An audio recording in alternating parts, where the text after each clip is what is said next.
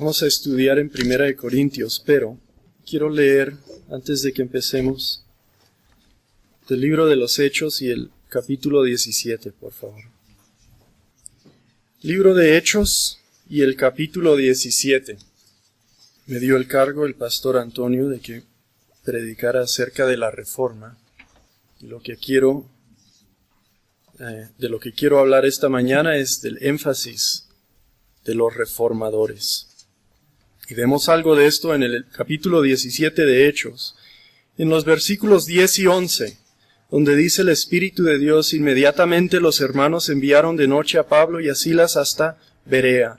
En cuanto llegaron, entraron en la sinagoga de los judíos. Estos, los bereos, eran más nobles que los que estaban en Tesalónica, pues recibieron la palabra con toda solicitud, escudriñando cada día las Escrituras, para ver si estas cosas eran así. Hay una forma en que podemos decir que no le creyeron a Pablo y a Silas. Claro, no de la misma manera que un incrédulo no recibió. No les creyeron, fueron nobles en que recibieron con solicitud, pero escudriñaron con mucha diligencia cada día las Escrituras. Esta es una actitud que nos enseñan también los reformadores. Oremos. Padre Celestial, te damos gracias por las Escrituras. Son de gran valor para nosotros, pero a veces no entendemos este valor. No somos igual que nobles de los de Berea, de lo que fueron los reformadores, y fueron grandemente usados por ti, porque eran nobles así. Se confiaban en las Escrituras, escudriñaban, estudiaban todos los días y todos los días predicaban. Te damos gracias por este ejemplo. Te pedimos que este ejemplo viva aún entre nosotros hoy día.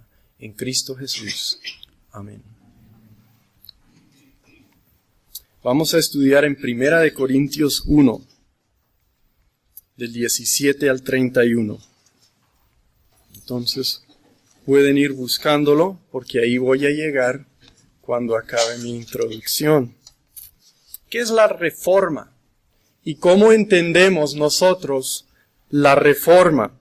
Hay quienes ven la Reforma como una fragmentación del orden medieval, y en cierta forma lo es. En los tiempos medievales habían alcanzado grandes logros, tenían una sociedad unida en torno a unos valores espirituales. No tenemos esto ahora. Tenían una cultura que en cierta forma buscaba los ideales cristianos. No tenemos esto ahora. En las edades medias tenían una visión del pensamiento tan integrado que pudieron hacer grandes logros intelectuales con esto. Y también en los tiempos medievales hay un fervor religioso que sirve para impulsar la Reforma, porque los tiempos medievales no eran estáticos, habían ondas, impulsos de reforma llevándose a cabo contra la Iglesia Católica, en la Iglesia Católica, hasta que estalla la Reforma. Pues no creemos que la Reforma es un mal. Sí, es verdad que fragmentó el orden medieval, pero hay que preguntar, ¿a quién realmente debemos esta fragmentación? Cuando los reformadores le dijeron a la Iglesia, esto es lo que dice la Biblia, y la Iglesia se negó, ¿quién partió? La uniformidad, el consenso que tenían en esos días. Es común culpar a personas como Martín Lutero, a los reformadores, pero ¿es verdad? ¿Es bueno echarles a ellos la culpa? Otra forma de ver la Reforma, de pensar acerca de ellos, es ver la Reforma como un gran despertar, un avivamiento que representa una época en donde gozaron de una obra extraordinaria del Espíritu de Dios. Jonathan Edwards, pensando, refutando cargos que el gran avivamiento de 1740 y algo en Nueva Inglaterra era algo nuevo. Dijo, no es novedoso, porque vean lo que hizo el Espíritu de Dios en el día de Pentecostés y en la Reforma. Y él entendía la Reforma como una ocasión paralela al gran avivamiento, cuando hubo una obra extraordinaria del Espíritu de Dios. Y Edwards nos sugiere por dónde queremos ir. Queremos ver que la Reforma se impulsa en un regreso al énfasis bíblico, que es el efecto que siempre tiene el Espíritu de Dios. El énfasis medieval, para lograr el consenso que lograron, enfatizaba las interpretaciones. En otras palabras, no era que estudiaban tanto a Aristóteles, pero lo interpretaban. No era que estudiaban tanto la Biblia, sí la estudiaban, pero la interpretaban para unir estas dos cosas. Y lo que lograron es extraordinario y grande, un síntesis. Bueno, un síntesis muy espectacular. Pero lo que hizo eso es que los llevó a ignorar las fuentes de donde sacaban las interpretaciones. Ignoraban a Aristóteles, ignoraban la Biblia. Y por eso el impulso renacentista y reformado fue ad fontes. ¿Han oído esa expresión antes? A las fuentes. Querían ver qué es los renacentistas decían, qué es lo que de verdad enseña Aristóteles. No me importa tanto la interpretación de este hombre tan erudito. Quiero ver qué es lo que dice. Y empiezan a estudiar el griego clásico con más fervor.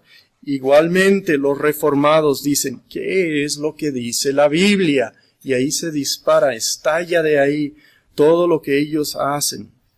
Quieren estudiar los idiomas originales. Quieren entender, no qué es lo que dice la iglesia acerca de esto, qué es lo que dice Pablo, por ejemplo, acerca de la salvación, la justificación y todo esto. Entonces buscan en los textos entender el énfasis original. Hay una división, hay una pequeña, no pequeña, bastante grande, pero hay una división entre los reformadores mismos. Para Lutero, regresar a la Biblia significaba desechar todo lo que explícitamente contradice la Biblia. Pero para Calvino significaba desechar todo lo que no es explícitamente enseñado en la Biblia. Si ven, lo de Lutero es un poco más grande. Bueno, si la Biblia no dice algo en contra de ello, lo vamos a hacer. Pero lo que dice Calvino es, no. Solo vamos a hacer lo que nos enseña explícitamente la Biblia. Y tienen su tensión. Esto afecta en nuestra adoración. La adoración de un luterano es más elaborada, tienen más cosas que hacen durante su servicio que, por ejemplo, nosotros los bautistas, porque ellos tienen este principio normativo y nosotros tenemos este principio regulativo, el que viene de Calvino. Y la diferencia se nota. El de Lutero mantuvo bastantes tradiciones. La de Calvino despejó a todas. Pero ambos tenían la misma cosa. Querían regresar a lo que dice la Biblia. No querían contradecirla. Querían hacer todo lo que mandaba. Y teniendo esto en mente, este pensamiento reformador de regresar a las fuentes, de encontrar los énfasis originales en el texto de la Biblia, leamos lo que dice en 1 Corintios 1:17. El apóstol Pablo, 1500 años antes de que lo lea cualquier reformador. Dice, pues no me envió Cristo a bautizar, sino a predicar el Evangelio, no con sabiduría de palabras para que no se haga vana la cruz de Cristo. Y ahí está todo. Si buscas un énfasis bíblico, ¿qué te explica este versículo acerca del énfasis? Que el énfasis está en la predicación. Si buscas entender qué le importaba a Pablo, ¿qué te enseña este versículo? Que el mensaje de la cruz de Cristo es lo que más importa. Y si entiendes el conflicto entre la salvación por ritos y la salvación por sola fe, cuando lees este versículo, no me mandó Cristo a bautizar. Esa palabra se vuelve un símbolo de todo el rito católico. 1500 años antes de que lo lea Lutero, Pablo había dicho, eso no es en donde está mi énfasis. Mi énfasis no está en el rito, mi énfasis no está en hacer las cosas. Mi énfasis no está en bautizar. ¿Dónde está el énfasis? En la predicación, en la forma por la cual llega la fe al hombre. No me mandó Cristo a bautizar. Estamos hablando del énfasis. Que la predicación tome el lugar central no quiere decir que no hay que bautizar, ¿verdad? Especialmente aquí hoy. No, hay que bautizar. Lo que no está diciendo Pablo es que no bautizo y solo predico. Está diciendo el énfasis de lo que estamos haciendo es la predicación de la cruz de Cristo. ¿Y qué efecto tiene esto? Estamos en el pensamiento de estos reformadores. Pongámonos adentro de su mente en ese día, si podemos, y pensemos de cómo les cambia el énfasis. Cambiando el énfasis del rito a la predicación, les organiza todo, ¿verdad? No deshace el bautismo, pero lo pone en su debido lugar con la predicación al centro. Y el efecto de organizar trae claridad, ¿verdad? Cuando organizamos, entendemos mejor. Y esa claridad les da un sentido de limpiar, de purificar, y por eso rechazan tan fuertemente la iglesia medieval, los reformadores, porque ven todo lo que están haciendo, todo el enfoque mal, todo el rito y la confusión. Imagínense la confusión que vivió por años un hombre como Martín Lutero. Y aquí tiene claridad. No me envió Cristo a estas cosas, sino a predicar y para el individuo a creer el Evangelio. Y les da una confianza muy, muy buena. ¿Dónde está su confianza? En la palabra de Dios. Seguimos leyendo en el 18. Porque la palabra de la cruz es locura a los que se pierden, pero a los que se salvan, esto es, a nosotros, es poder de Dios. Increíble, ¿verdad? Explica todo lo que está sucediendo en la Reforma. ¿Por qué no predican? ¿Por qué no dan el Evangelio? Se les ha vuelto locura. Están perdidos. ¿Qué puede hacer alguien persuadido de esta verdad? Que lo que los otros creen es locura, es la verdad de Dios, la salvación por la fe, la predicación del Evangelio. ¿Qué pueden hacer?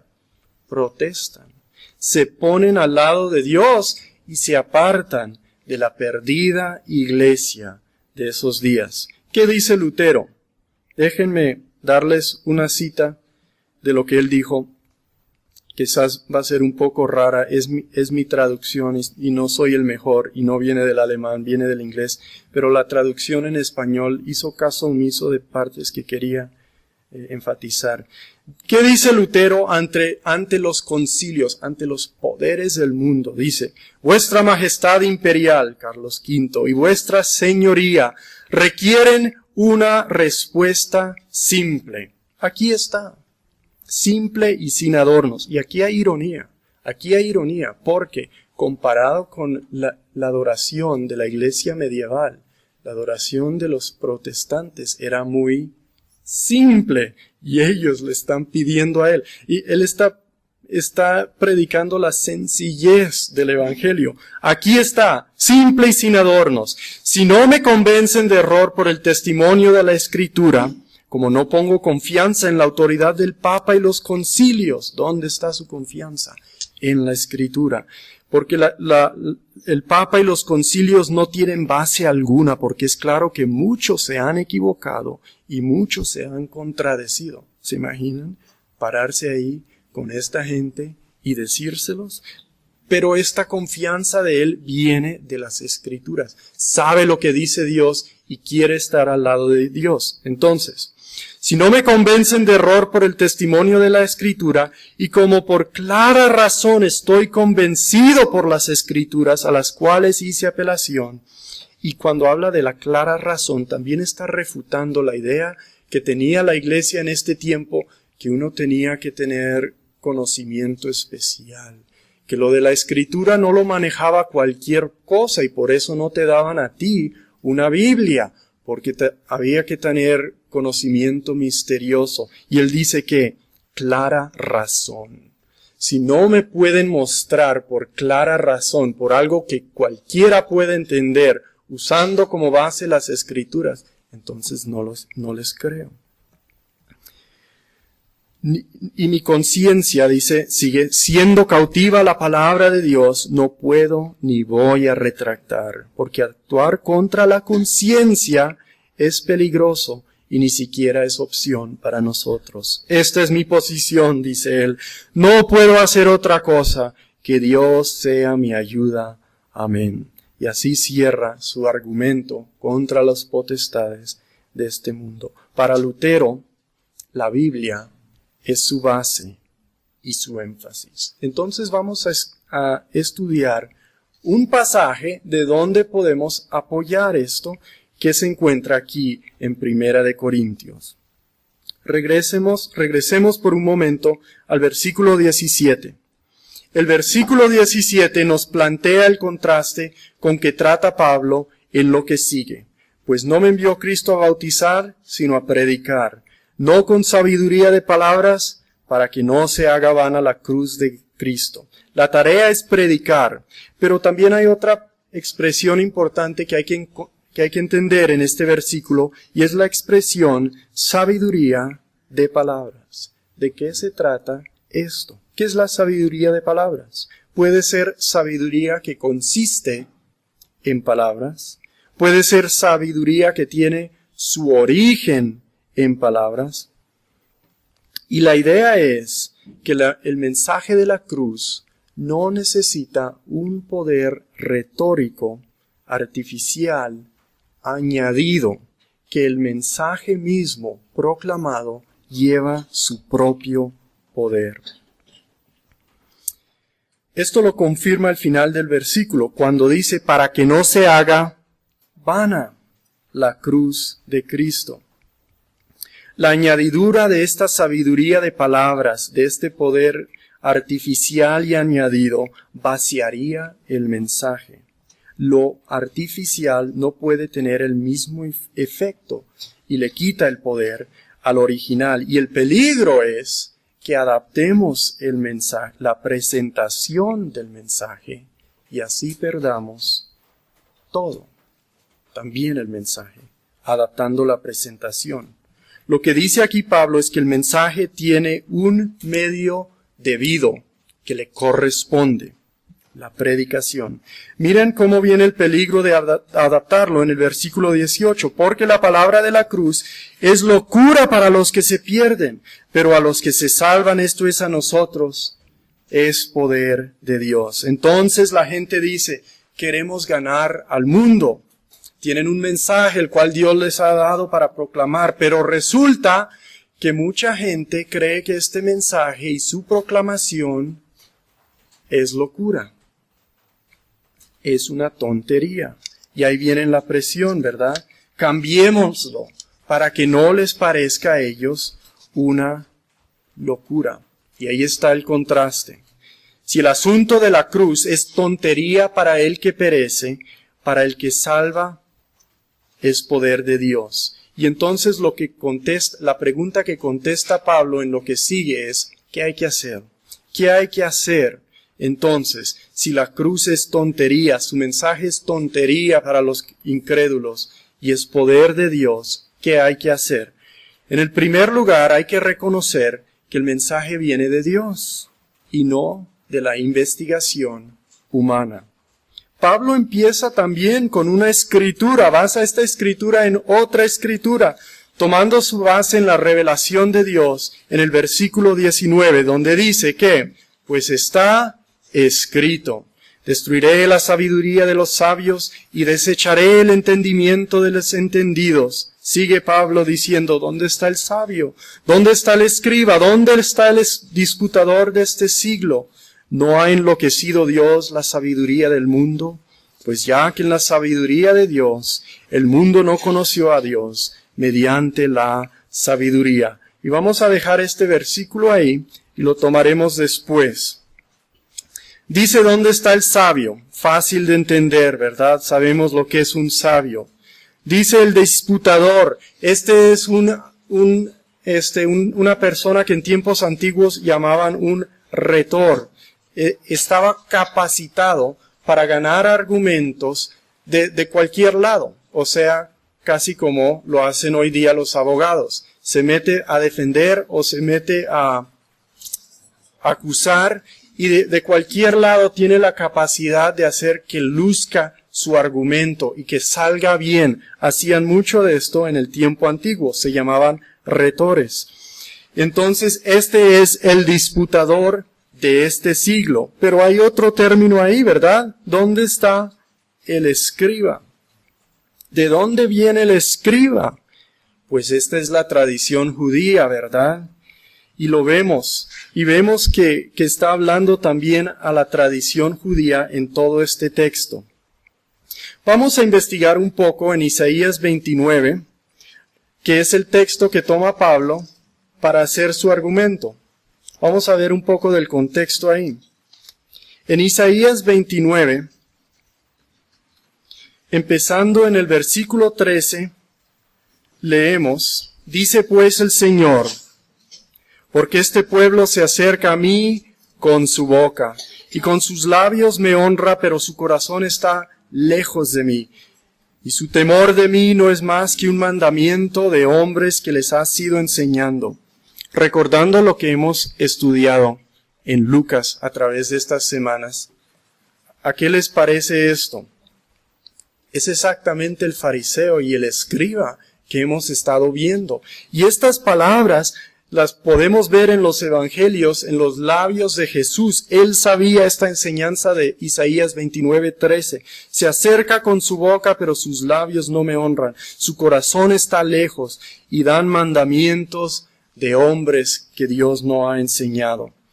Sigamos con el 14. Por tanto, he aquí nuevamente excitaré yo la admiración de este pueblo con un prodigio grande y espantoso, porque perecerá la sabiduría de los sabios y se desvanecerá la inteligencia de los entendidos. Ahí está la porción que toma Pablo.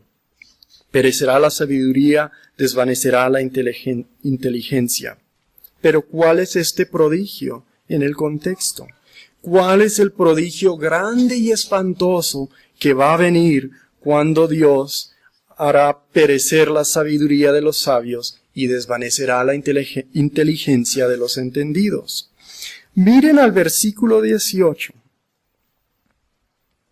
que dice en aquel tiempo, en el tiempo de este prodigio, en el tiempo de estos sucesos.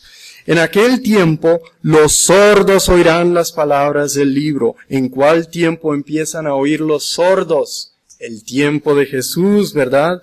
Y los ojos de los ciegos verán en medio de la oscuridad y las tinieblas. En la oscuridad y las tinieblas de este tiempo, cuando tenían endemoniados en sus sinagogas y leprosos en sus ciudades, los ciegos empiezan a ver por acción del Hijo de Dios.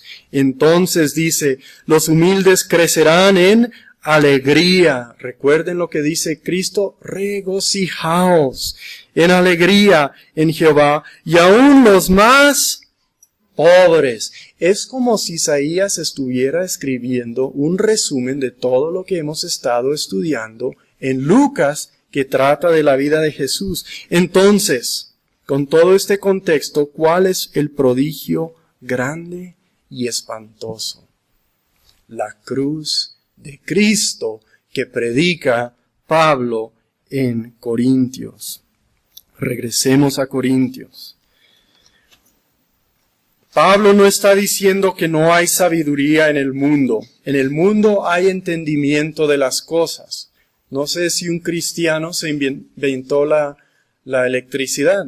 Y no importa quién se inventó la electricidad, quién descubrió e inventó los focos y descubrió los bombillos, dicen aquí, perdón, y todo eso que usamos nosotros como cristianos. No importa, quizás se lo inventó un pagano, quizás alguien con una vida terrible, pero sí tienen sabiduría y aprovechamos de eso.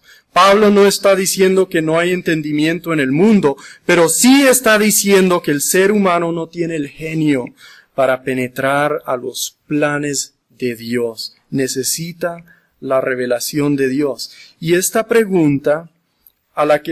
la pregunta a la que responde Pablo. ¿Por qué importan las Escrituras? ¿Por qué me baso en las Escrituras? Porque el camino de la especulación racional del griego no puede llevarnos a Dios. Necesitamos que Dios se manifieste y en su palabra lo ha hecho.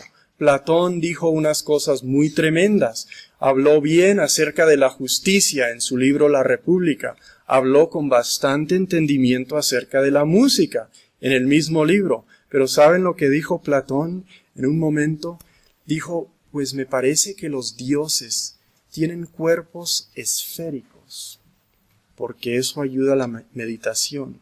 Pero, ¿qué nos sirve a nosotros? Un Dios que es como una pelota allá en el espacio, dando vueltas para nada.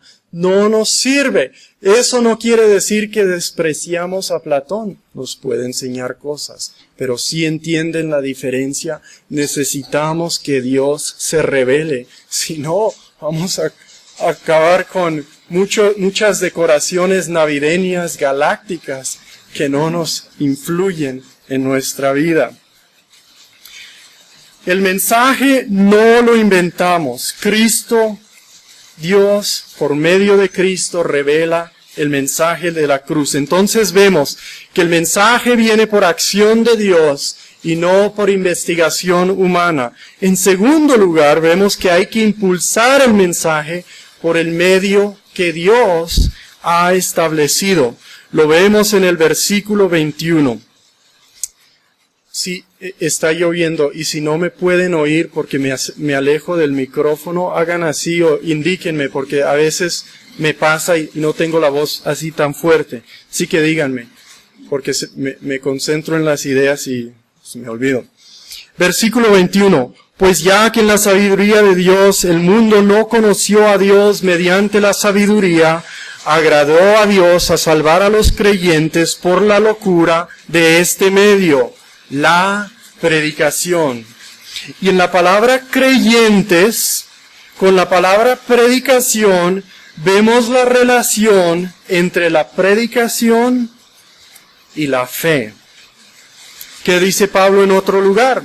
Así que la fe viene por el oír, y el oír por la palabra de Dios proclamada en la predicación. El medio determinado por Dios para evangelizar al mundo es la predicación de su palabra. Es el medio determinado por Dios. Eso lo creían los reformadores y por eso empiezan en su día a predicar. ¿Por qué tenemos comentarios de Calvino en casi toda la Biblia? Porque predicó, estos son sus sermones acerca de todo el consejo de Dios. Esto agrada a Dios y tenemos que reconocer que en la predicación, aunque es locura para el mundo, está la sabiduría de Dios. Y es muy difícil para nosotros verlo. Vean lo que dice el 22. Los judíos piden señales, los griegos buscan sabiduría, pero nosotros predicamos a Cristo crucificado, para los judíos ciertamente tropezadero y para los gentiles locura. Mas para los llamados, así judíos como griegos, Cristo poder de Dios y sabiduría de Dios, porque lo insensato de Dios es más sabio que los hombres y lo débil de Dios es más fuerte que los hombres. ¿Por qué piden? ¿Por qué piden señales y por qué buscan o piden sabiduría?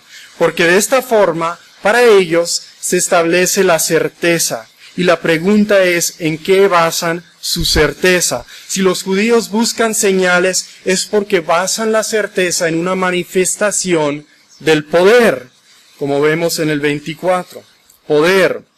Los griegos, mencionados en el 22, que son los gentiles del 23, que vuelven a ser griegos en el 24, en otras palabras, los que no son judíos, todos nosotros. Si quieres di los chinos. ¿Los chinos en qué se basan? ¿Los egipcios en qué se basan? Pues los griegos buscan sabiduría, buscan en otros lados. Ellos quieren entendimiento especulativo. Y si no hay revelación, pues ¿qué pueden buscar? Si no creen que Dios se manifiesta, ¿en dónde van a buscar? Tienen que inventársela. Y acaban con lo que dice Platón acerca de las esferas allá dando vueltas. Pero ¿qué dice Pablo acerca de la certeza de los cristianos?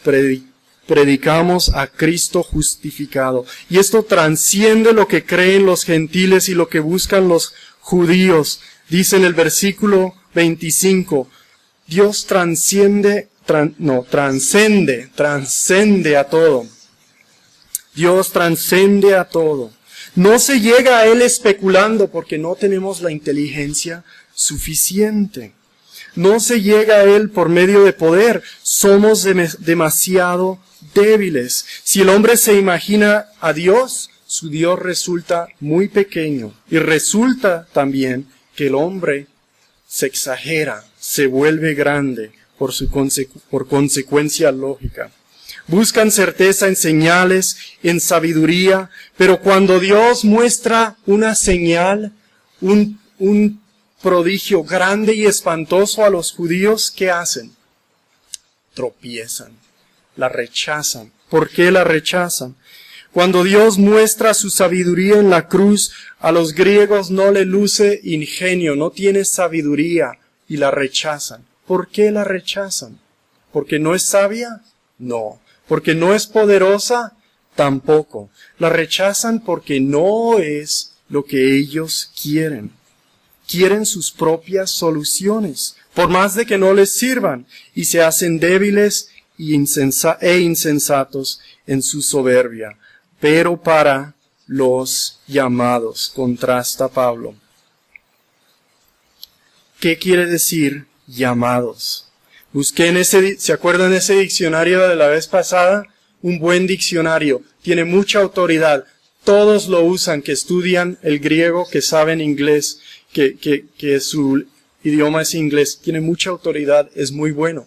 Pero cuando busqué esta palabra llamados, me dijo que es invitados.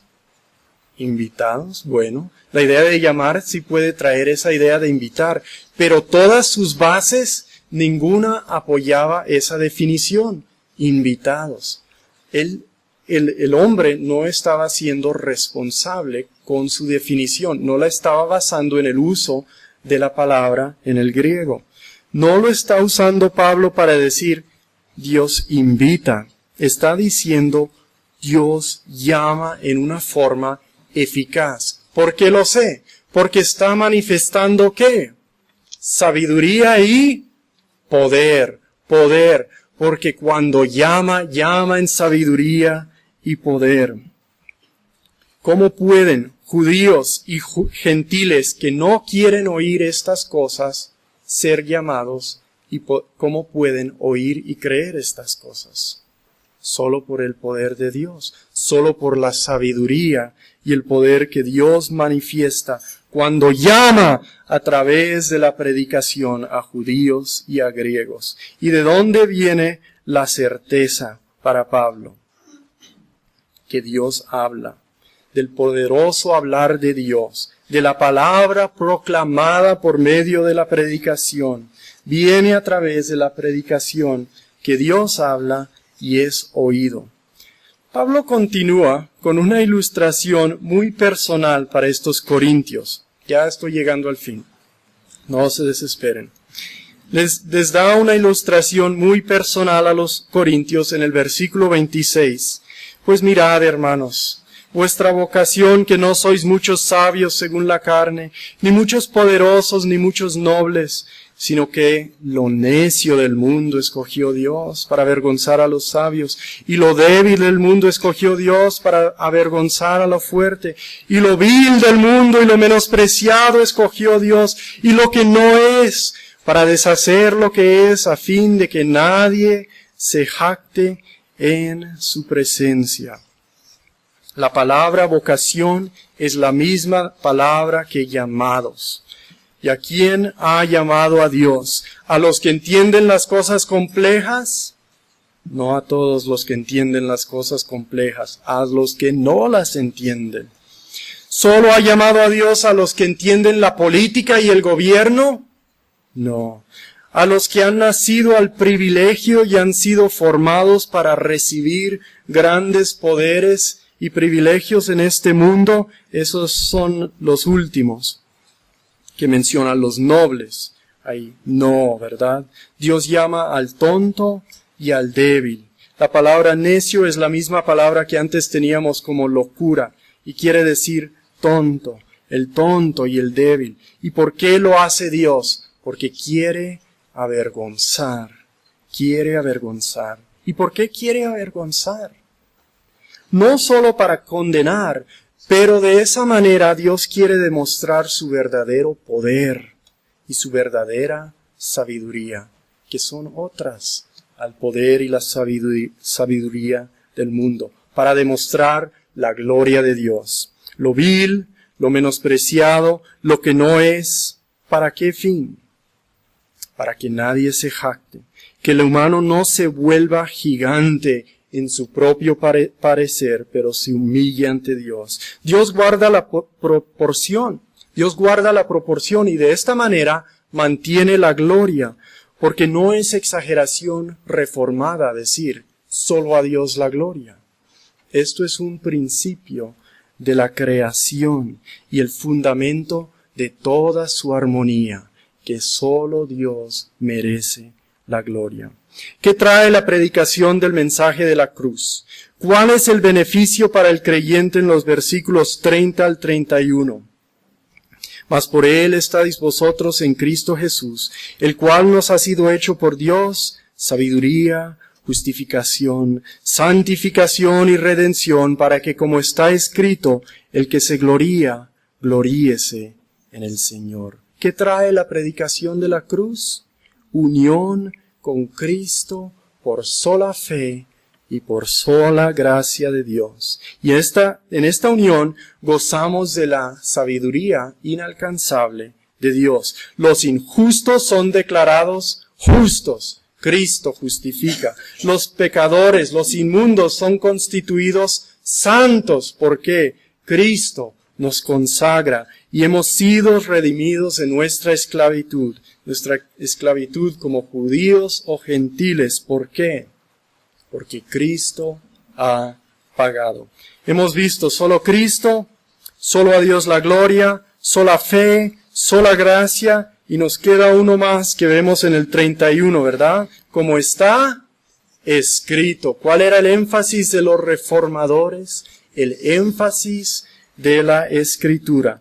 Para cerrar, quiero leer en Génesis 26. Dijo Sergio, no sé por qué, bueno, porque estábamos cantando el himno, dijo Sergio que Abraham tiene que ver con la reforma. Vamos a ver si es verdad. Génesis 26 y el versículo 18. Vamos a leer al unísono, a ver si entiende.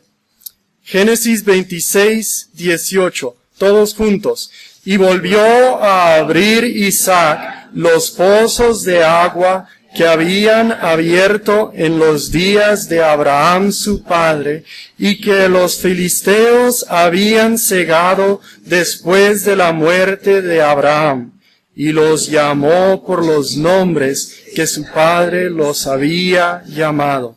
En el tiempo de los reformadores, estos pozos del Evangelio, los pozos por el cual recibimos lo que nos dice Dios en su palabra, habían sido tapados, ¿verdad?, por los filisteos, y hombres como Isaac, los reformadores, los destaparon. ¿Se han ido los filisteos? No, por eso necesitamos también hoy el énfasis de los reformadores para hablar de las cosas de la Biblia en los términos que le da la Biblia, para tener el énfasis de la Biblia en esta iglesia y en todo lugar que queremos que haya la influencia, la bendición, la sabiduría y el poder de Dios. Oremos. Padre Celestial, te damos gracias por las Escrituras. Son fuente de agua viva para nosotros. Cuánto las necesitamos, cuánto necesitamos de Cristo, cuánto necesitamos oír estos énfasis y tener el Evangelio siempre recordado.